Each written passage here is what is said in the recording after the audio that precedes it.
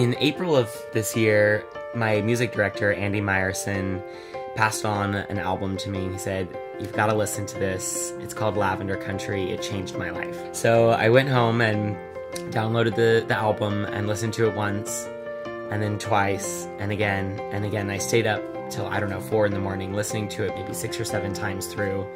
And I sort of choreographed the outline of this entire ballet in my head. And that sort of clear vision doesn't come every day. And so I knew this was a piece that really spoke to me and that I felt really strongly about presenting. The album Lavender Country was written by singer and songwriter Patrick Haggerty. He composed the score in 1972. The album was released in 73, and it was basically the first gay country music album.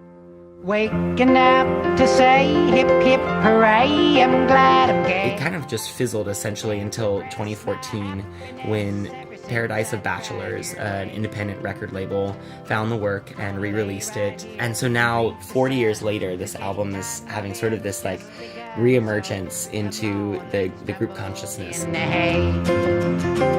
To create the choreography for Lavender Country, I asked my co-choreographer Vanessa Thiessen to come down.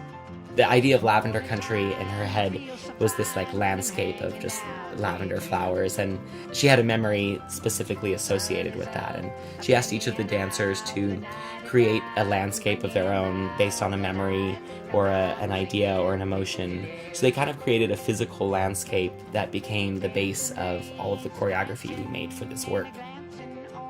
So there's one piece that Vanessa was like, well, we need a Texas two-step. And so we looked up Texas two-steps and asked each of the dancers to pair up and kind of create their own version of a two-step.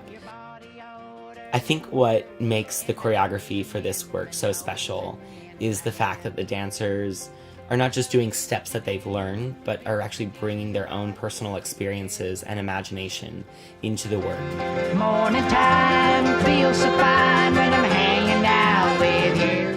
I didn't want to premiere Lavender Country without Patrick. I knew that his presence and his musicians being a part of this was so essential to the work. He and I kind of have created a hybrid where the beginning of the work will be to the recorded music, and then at a certain point the curtain will open and Patrick and the band will be there behind us. I don't feel like no rise. Lavender Country, the ballet, has a lot of collaborators, dancers, musicians, costume design, lighting design, but a collaborator that doesn't get spoken about enough is the supporter.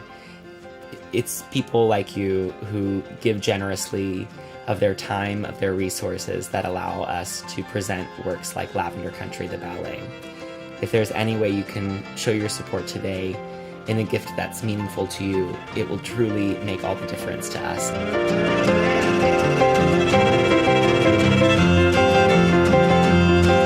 There's a milk and a honey. To have the original songwriter and this pioneer of social justice and reform on stage with us is such a huge honor. His music pushed against all of the social constructs that unfortunately I feel like we're still fighting against today. The last song, he says, "Come out to Lavender Country," and he uses Lavender Country as sort of as a metaphor for a place where everyone can come and be themselves. And his line, it doesn't matter what you wear, who you love or what you wear, make yourself at home. And I think that's something that is so important to us right now, is it doesn't matter what you wear, it doesn't matter who you are, you're welcome here. This is a place for everyone, and this world is for all of us, and we have to share it. I really feel like we have the potential to make an impact, not only on the artists performing the work and the people in the audience, but hopefully those people will take that energy with them, that feeling of radical inclusion, and bring it into their everyday lives. And that's sort of the goal with this Lavender Country production.